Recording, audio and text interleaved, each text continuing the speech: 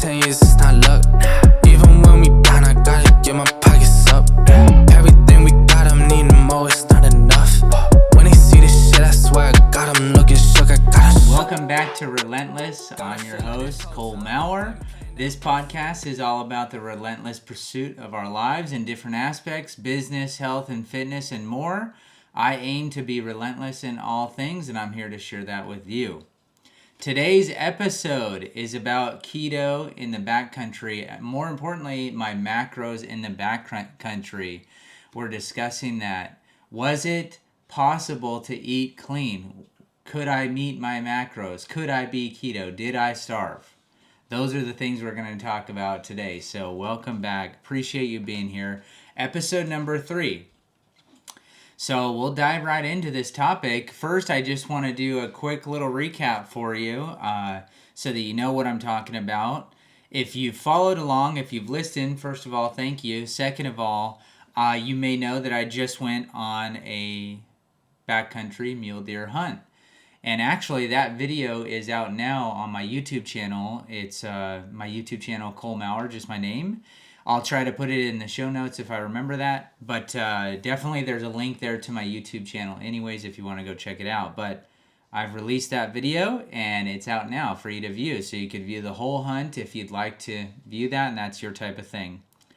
But I just went on that, and an important factor for me for the hunt was actually to bring cleaner foods and to bring foods that I enjoy, of course, but foods that also meet my macros, meet my calorie intake goals, and just sustain me, that, give me nice satiety, make me feel full and that I'm happy that I ate that item. So that was important to me. So I thought maybe I'd dive into that a little bit. On my channel, I plan on showing some of my food and what I eat in a day, training for blank, etc. So I thought, hey, this would be one of the first things I'd start with is, was my meeting my macros possible in the backcountry? So let's just get an overwhelming yes, that is highly possible. I feel it's a little bit more of a unique view because when I watch videos, now I have not watched like through hikers through all these different amazing hikes that are really popular. I haven't watched those type of videos. I don't know if those are the type of people that, count their macros or not. But I have watched backcountry overlanding, backcountry hunting, those type of things. And I feel that I'm not always seeing somebody who's really dialed in on their macros, who's really trying to hit a certain protein intake or trying to bring cleaner foods. I find oftentimes what I see is sometimes people have a general caloric intake of what they like. Of course, weight is another factor, how much the food weighs. And then finally, does it taste good? Like people like to bring a lot of stuff that's just that kind of, I don't want to say junk food, but I will say junk food, just junk food stuff that isn't really worthy of eating. Other than, it's high calorie. It's got sugar, it's got fat, whatever. But it's not exactly, something that's going to fuel us to our peak performance. So anyways, I thought it'd be a unique perspective to talk about that. Also, another plug for the channel is that I did do a video on my backcountry food list. So everything I brought, how I packaged it up, how much it weighed, and each item, and I broke it down, why I picked it, and that sort of thing. And it's all keto too, so if that's interesting to you, that's also on my YouTube. I'll put it in my show notes below, so definitely check that out if that's for you. But quick recap, if you don't know, I went there up to Flagstaff, northern Arizona for an over-the-counter mule deer tag. And I'm very happy and pleased to present that I did actually end up harvesting a buck, my first buck ever, my first hunt in Arizona, my first bow hunt. It was an epic experience. I really enjoyed it. I am seriously deprived right now because all I want to do is hunt. I want to go and do something else. In fact, I almost got back immediately from that trip, bought a very expensive leftover tag out of state for elk to just jump into that hunt as well. But I decided to be mature, save money, train and go at it next year. So, but needless to say, I am very much, the experience went by very fast. So, it is what it is, but that is experiences. That is life. Things go by fast. Good things are often quick. And so I did go on that hunt. It was a great time. Like I said, check out the video if that's something interesting to you, but that is not what today's video is about. So let's dive in. And I thought it'd be good to just recap my macros personally for my goals, and also how I got to those numbers, so that if you're somebody that maybe wants some help getting to those numbers, or I'm not an expert or anything, but I'll share my journey of how I got to where I think I'm at a right spot for my current goals. So let's dive into that. My macros. Basically right now, my goal target weight for my body is to be around 200 pounds.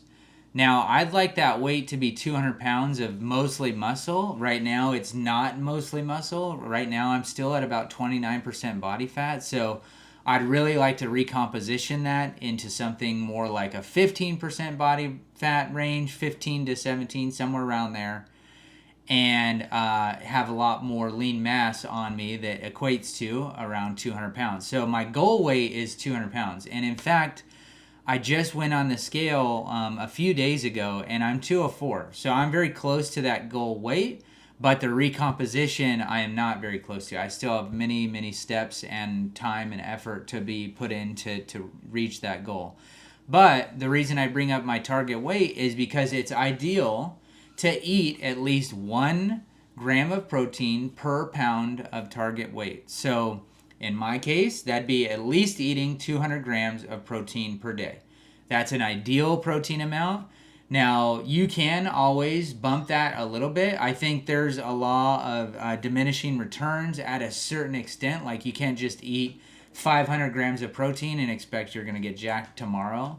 There's a law of diminishing returns. Your body can utilize what it can utilize and what it needs for your activity level and your output. So I usually end up between 200 and 250 grams in a day. I usually don't limit myself to protein. Like, if I hit 200, I'm not like, cool, I'm good, I'm done. I'm not going to eat 1 more gram of protein. No, I usually eat whatever I eat that has protein in it. And if I end up going over, great. It doesn't bother me at all. I don't mind hitting that 250 mark or whatever if that happens to happen on a day. So that's my protein. Currently, with being keto, that's a low-carb diet for those of you that aren't familiar. So you're basically doing as much fat and as much protein as fits in your macros, your caloric intake, and then you're doing about 40 grams or less of carbs. Like, ideally, that's what you're trying to do, is low carbs, high fat, high protein. The thought behind it is that when you stop burning carbs as fuel for your energy for a daily basis for everything you're doing, your body turns to fat to burn fat instead, and that burns fat in your body, which I do think there's science and things behind that theory, and it's part of the reason I went keto. But really, as I've been keto, the more important thing for me is that when you can't eat carbs, that pretty much cuts out all the stuff that is fat gaining stuff. So like chips, sugar, soda, desserts, all of these items, pizza, just different stuff, high calorie bread, that sort of thing. You can't eat it. It just doesn't fit in the diet. If you're eating those things, you're not keto. That's just how it works. It obviously, like, if you have a tiny bit of sugar, that doesn't mean you're not keto. As long as you're under those carbs, you have to be under that daily carbs amount. But yeah, so that, more importantly, is what works better for me about keto. It is restrictive and that's hard, but that's also a catch-22 because it does help you not eat those junk items. I was a typical person where I would eat those junk items. I'd cruise by the pantry and grab something. If it's a chip, if it's a sweet treat of some kind, whatever it is, I liked those things. I'd grab them. And, those things add up way faster than you think. Plus, also, like, let's just say, you talk yourself into going to a fast food place like Popeyes or something. You have no idea how fast those calories catch up to you. Like, I love Popeyes. No hate on Popeyes. If you like Popeyes out there, like, I get it. But like a sandwich or whatever, it's like 700 and something calories. Sorry if you didn't know that and you didn't want to know that. The spicy sandwich, and that's a ton of carbs. It's a ton of calories, and the protein's like 30 grams or so. So like overall, just not a great return for the item. And that stuff adds up fast. If you do the sandwich, if you do their two sides, and you do a drink, like especially if you do a soda, like you're smoked. You just did like sometimes almost 2,000 calories in a meal. Like it's crazy, So these things add up fast, and that's why it's important for me that I track them and manage them so that I can be dialed in on my nutrition, so that I can see results. And that was important to me. I'm going to go through all this effort to work out. I want to see results. So that's keto. That's my protein intake, my carb intake. Fat, I'm a little bit more flexible on. It's basically, I try to hit at least 150 grams of fat a day, somewhere around there, which is only something you do if you're keto. Like, that's a lot of fat, obviously. And that's what's being burned for your daily expenditure of energy. So that's that. By the way, quick little side note, I track all of those items in my MyFitnessPal. So that's MyFitnessPal. It's an app on the App Store, Google, or iPhone.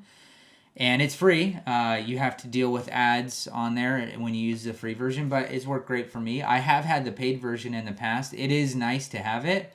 I'll probably do it again at some point, but yeah, that's MyFitnessPal. That's what I use for myself right now. So check it out if that's something you want to if you want to track. That's not sponsored or anything at all. Obviously, just something I use in case you were curious.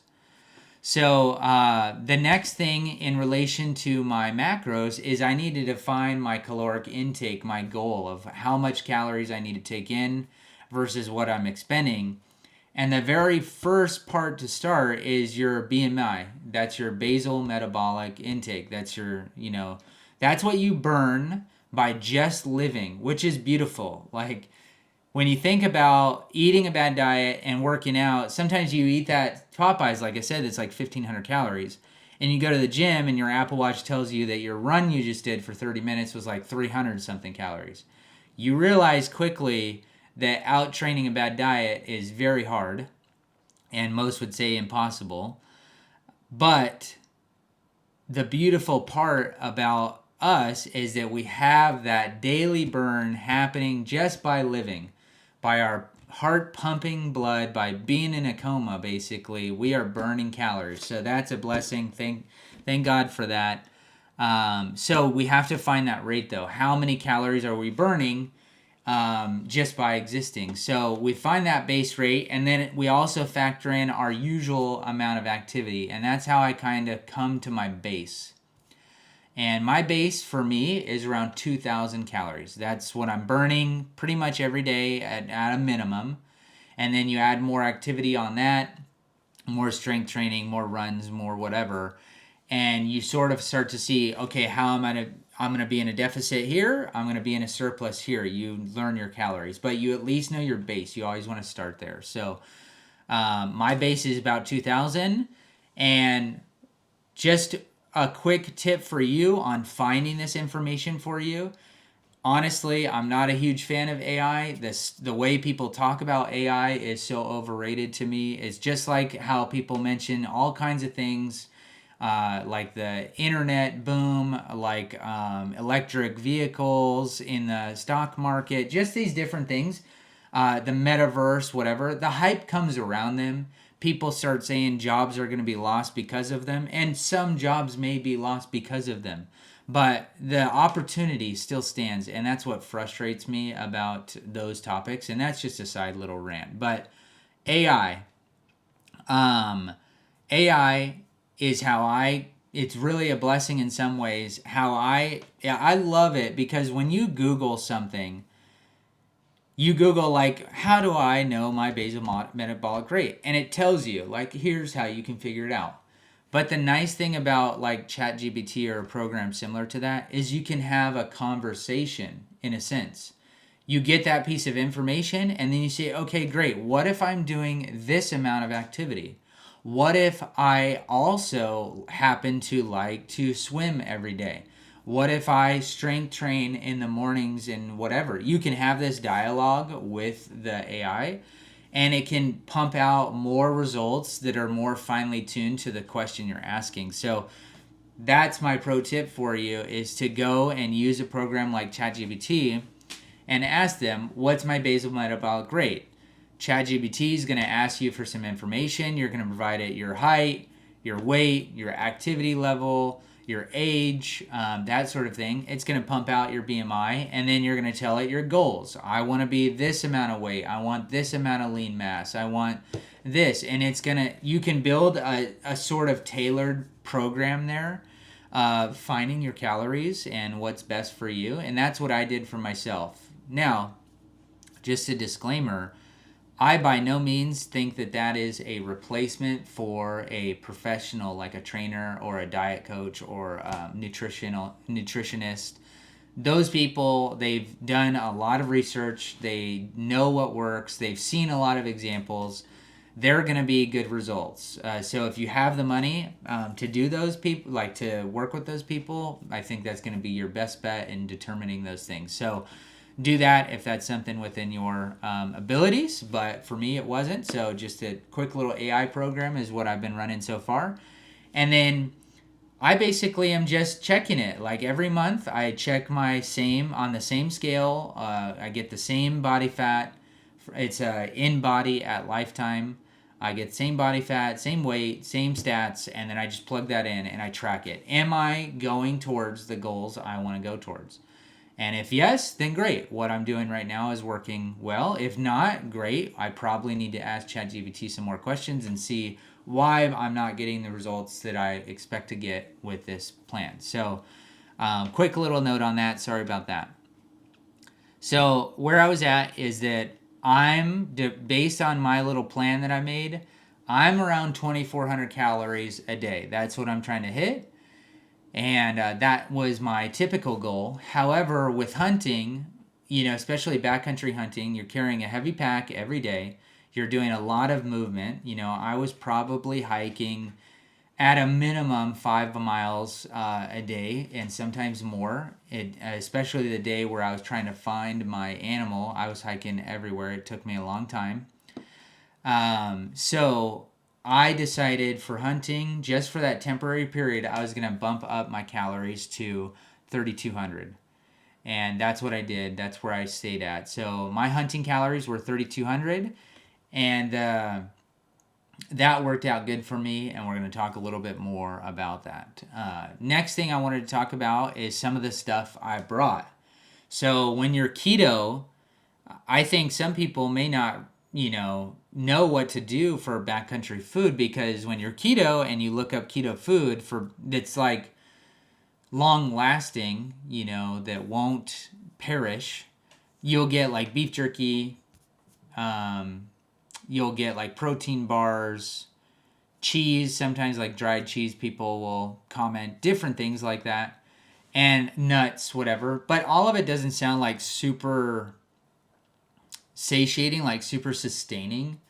You want like one of those meals, like a Mountain House or a Peak Refuel or something, because you're going to get a nice chunk of calories, like 500 calories, and you're going to get a nice chunk of protein, like 30-40 grams of protein. So and it's a warm meal. I mean, a warm meal really is just better. If you told me to eat beef jerky all day, every day, and you could hit your protein, I believe you. I think you could, but I think it would also suck because you're not ever getting a warm meal. The experience of food is going to diminish. So having one of those meals is a big deal. This is not a sponsored plug either, but I found these on the internet and they were exceptional. They worked out perfectly. It's from a company called Next Mile Meals. And even if you're not keto and you just want to be lower carb, these were perfect. The carbs in them were extremely low, like 5 grams or less. It was great. They had a few different options. I had mostly their breakfast option, which was like an omelet. in a bag. And then I also had their tacos. I had their marinara. They were great. I highly recommend them. They tasted just fine. They cooked just fine, and they had all the macros I was looking for. So that was one of my first items that I ate. And once again, that video is on my YouTube. If you want to view more about what I brought with me and like each item. Those are about 500 calories each. Like I said, the protein was about 30-40 grams each. And that was great. That was crucial. I had 2 a day of those, one in the morning or whenever I decided to eat it, and usually one at evening right before I went to bed. They worked out great. I'm very happy with them. So highly recommend, especially if you're keto, but if you want to be low carb or just having something a little bit cleaner. The ingredient list in them was really very simple, and that's always a good thing in my opinion. All right. Some of the loose items I had, a pillar in that was beef jerky. I had a sack of beef jerky, and that turned out great. It was like sticks. I had little bites. I had, some Tillamook sticks. I had some Jack Link sticks, and those worked perfect. I was very happy with the beef jerky. It's beef jerky. It was all zero sugar stuff, and it was not really flavored. It was just like salt and pepper or, smoke flavored, whatever. And for me, that works perfectly. It doesn't bother me, and it tasted delicious. I did not mind that. That was a good snack that I had. The next snack I had that I enjoyed, that was another bulk of calories, was a little bag of nuts. I had peanuts and almonds in there, and that was also delicious. That was a great snack when you're sitting there glassing for a few hours just to plug away at that little bag. It was great. I really enjoyed that myself as well, so that was another item. And then a pillar in my diet is peanut butter. So I had to bring that in. It's high calorie. It doesn't weigh a lot when you buy it in these little packages, and it's definitely over the 100 calories per ounce goal. And so I would have 2 of these 2 tablespoon Jif peanut butter cups, like the little to-go cups. And they were delicious. I ate that, no problem. That was a perfect item for me. It was like a little treat. On top of that, a huge portion of the protein came from 2 Quest protein bars a day. I would get the Quest protein bars that did not have the chocolate coating on them, because that would obviously melt and be annoying to eat. There's like s'mores, there's chocolate chip cookie dough, there's peanut butter chocolate chip.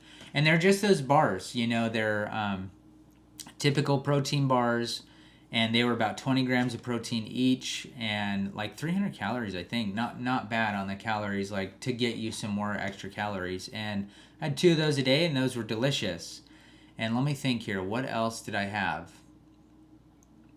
I think that's about it. Like I said, tune into that video. If there's something I'm missing, it'll be in there and you can see exactly what it is.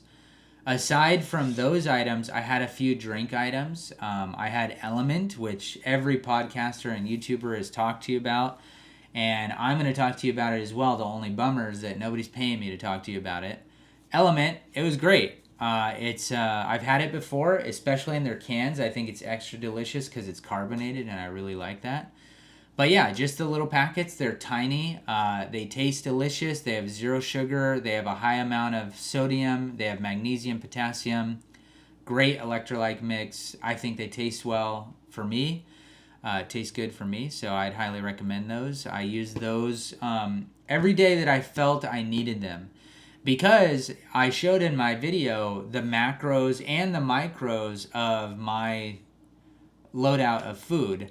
And there's a lot of salt in my food. It was around 7,000 calories. 700. Let me talk here. It was about 7,000 milligrams of salt in my food. And that's a lot of salt. It is adequate for somebody who's moving and sweating all day. Like somebody who's like you're hunting, you're going around backpacking, you're doing a lot of movement, you're doing a lot of sweating, packing out the animal. It is an adequate amount of salt. But aside from that, if you're like stationary, that'd be way too much sodium in a day. So I did base it off of my hydration levels. Did I feel I was thirsty? Did I feel I needed more hydration? Then I would have the Element. But if I didn't, which I was only there 3 days. If I didn't, I wasn't going to have the element. I think I did have one each day, because by the time I got back to my truck, because I ended up truck camping a lot of it because there were so many roads in the area. I didn't expect that. By the time I got back there, I felt so thirsty because I had gone through my water. I drink a lot of water. So I had gone through my water the whole day, and it was hard for me to find water. There wasn't a lot of water access where I was at. So by the time I got back, I was thirsty already, and I'd put it in there for some good hydration. Plus the magnesium is, good at night and everything for sleep. So the elements, recommend those. The next item that I had was bone broth, and I actually did not have that. And the reason being is because by the time I got to my spot where I was going to get in my tent and warm up my meal, it was like I warmed up my meal and I went to bed. I was just done, smoked. So I wasn't going to sit there and sip on a hot cup of bone broth. Maybe if it was a colder temperature, I would have done that so that I have a nice warm liquid in my stomach to help insulate me as I'm in the sleeping bag. But it wasn't too bad of temperatures at all. It was actually very mild. So I just did not have it. Didn't want to take the time for it. But it was 10 grams of protein, so that was a nice little chunk of protein out of just a drink. So recommend bone broth if you're wanting to just get that little bit extra to hit your protein goal. Also, if you like drinks, also if you do want a warm drink at any time of the day. So those are the food items mainly that I brought, and I'm happy with them overall. The cool thing is that I wanted all of that food to weigh no more than 2 pounds per day. And it ended up that they all weighed 8 pounds. So they were all less than at 2 pounds per day. And that got me 3,200 calories a day, which I was super excited about. I'm just happy with all the selection. It turned out really good. So as far as a couple of the bodily function things, like how did they do with my body, I wanted to give you some information on that so that if you were curious on which items to get, how they may affect you, you could. So as far as digestion goes, I didn't really notice anything out of the ordinary. Everything seemed fine. So digestion was fine. Fullness and satiation, I felt like I had meals. Like I felt like I was not super hungry overall. I felt like I had had enough food. And for me, it was probably my body adjusting to an extra almost 1,000 calories a day from what I've been doing for a few months. But nonetheless, I didn't feel crazy full, but I also didn't feel like I needed food by the end of the day. I felt like I had everything I needed. Also, sitting there glassing, having the different snacks while I was stationary, it was great. I didn't feel like there was more I needed to eat because I was always eating. It wasn't like I ran out of stuff and I'm like, man, if I could just really have another item. No, I always had something to eat, and it worked out fine for that as well. Enjoyment, all of those items tasted good to me. Everything was fine. I would maybe change some of the beef jerky around because some of it was just so-so, but overall it was still good. But everything tasted fine. The protein bars were great. I'll still eat them here at home sometimes. The nuts, I love peanuts and almonds, so that is no issue at all. Same with peanut butter. And the meals, like I said, they were delicious. No problem with them all. I mean, as far as the freeze-dried meal goes, they were delicious. No problem. So, satiated, enjoyed them, and that was good.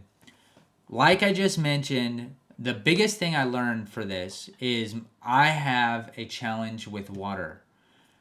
When you're using water to cook meals, you're using water there.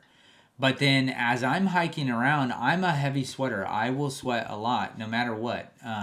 So I lose a lot of water. In fact, I'd really love to do one of those salt sweat tests to see how much sodium I lose when I sweat. The water challenge became an issue for me for sure because, as I said, I did bring a purifier. I brought extra bags to fill up with water if I needed to, and I was on the trail and able to. I did not find water. Except for one thing. There was this area where they were filling up this big giant reservoir where like you could see tubes going to it, and it was like they were catching runoff in these reservoirs. I filled some water there, I purified it and everything, obviously, just in case. And that was the one location I found it on the last day.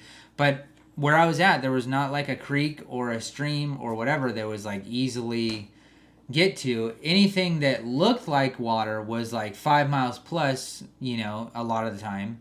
And then when you get there, I'm only looking at a map. I don't know if there's actually water there, so that was the case for this little stream. I went over because the map showed a blue little stream. And so I went over to check if there's water. Sure enough, it's a dried up like riverbed, creek bed, and there's no water. Maybe a savvy outdoor person knows how to tap into the ground at a certain spot and get water. I don't know that. I got to figure that out still. But so finding water was a challenge, and I drink and consumed a lot of water. So I had one Nalgene on my hip, and I had 1 3-liter bladder in my backpack. And overall, if I really conserved and monitored myself, that would last a day. But I was thirsty the whole day. So next time, I'm going to bring 2 Nalgenes on both hip belts for my backpack, and I'll still have the Camelback. And then I'm going to prioritize finding that on my maps and being strategic about like trying to actually get near water, because I will need water for sure. If I didn't go to the truck every night, it would have been a problem, because I would have needed water in a bad way most of the days. So the truck was great. I, in fact, was worried. I bought a few smart bottles, like the big ones, and then I bought a huge case of water, and I almost ran through that. So I was actually worried I didn't get enough, and I would have probably not had enough if I stayed the full amount of time I planned on, but I ended up getting the buck on day 3, so I didn't have to stay the whole time. So water, that was a challenge for me, and that's the last little wrap up of my food and diet, what I brought and what I had with me. So the only problem that I really had besides the water was when I needed to move a lot, it was hard to eat. Because, and the day I really experienced this was when I lost my buck. I was trying to find him for like 6 hours, and I wasn't really stopping to make a meal or to sit there and snack. So that was hard. I missed my calories on that day. So that was something that I had to be conscious of, is you need to make those priorities, those times, at glassing spots and whatever, to whip out the stove, heat up the meal, do it. You got to eat it. You need that food. You cannot let that multiply multiple days. And luckily I didn't have to, because you'll start to lose energy, you'll start to drag, and you won't be able to perform at your highest level. You need to get those calories in. It's really important to me. Plus also having the sufficient nutrients, like the macros and everything, that's a huge deal to me. I want those every single day. So with that said, that's something to look out for, is, make an extra effort when you're glassing. Like, plan on being there for an hour at least. And we should, as hunters, like, we should take the time to really glass a spot, to really look for the animal, to make a game plan for a play on them, etc. Obviously, there's those times where you just have to move because of a certain reason, the wind shifting, or because they're going to go somewhere, dynamic situation, something like that. But most of the time, we're trying to find them. Then when we see them, we're trying to make a play.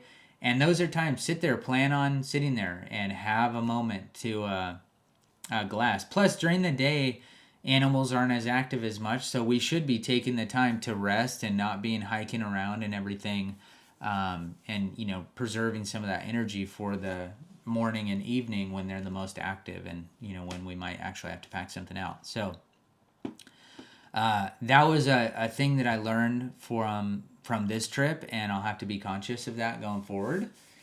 Next thing, I can confidently say that meeting my macros was relatively easy for me in the backcountry. So if that's something that's a concern for you, or you don't think you'll be able to, or whatever, definitely you'll be able to. It just takes planning. It takes getting the right items. It takes knowing what you need, and you'll be able to do it. So I highly recommend putting the effort into that, and also picking clean items. You'll notice that what I told you and what you'll see in my video if you watch it, there was not a Snickers bar. There was not a random like little treat of carbs or whatever that has no protein, no purpose. Now, for somebody who does function off of carbs, carbs are great. They're like an energy drink. They're a quick little hit of energy, great. But overall, protein is your sustaining body macro, like your body needs that to function.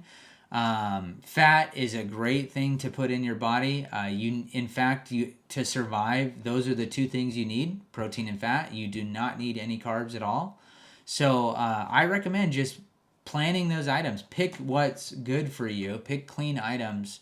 Pick calorie dense items that are going to be stuff that helps you meet those goals and be fit, and healthy in the backcountry.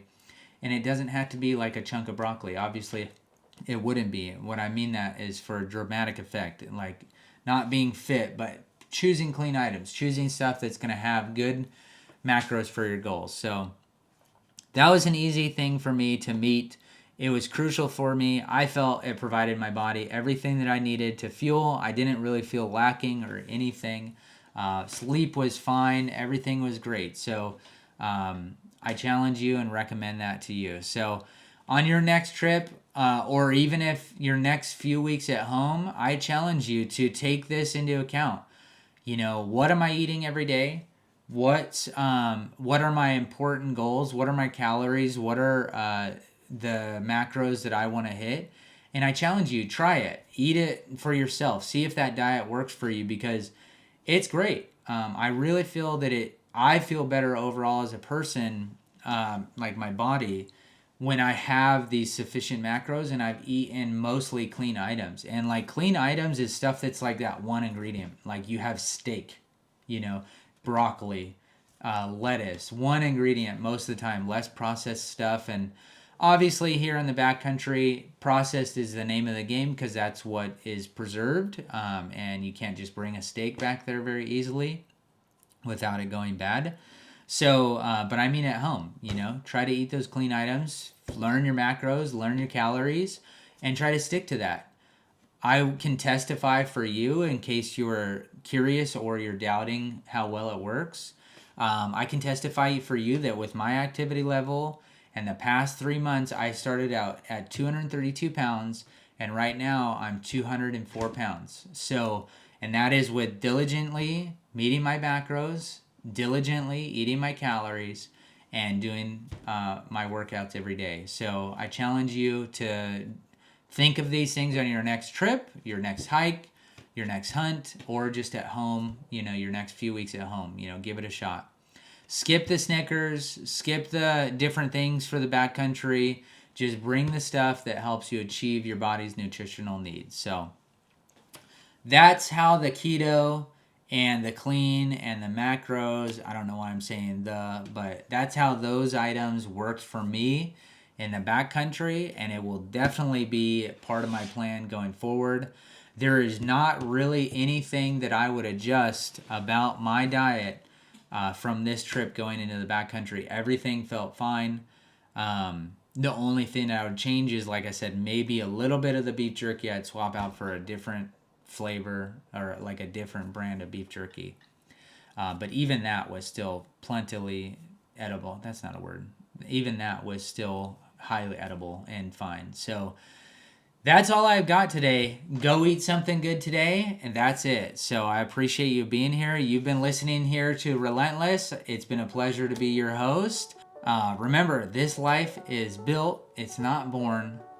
Earn every step. And of course, stay relentless. I'll see you on the next one. Thanks. What's up, Paul? What the fuck? I've been at this 10 years, it's not luck.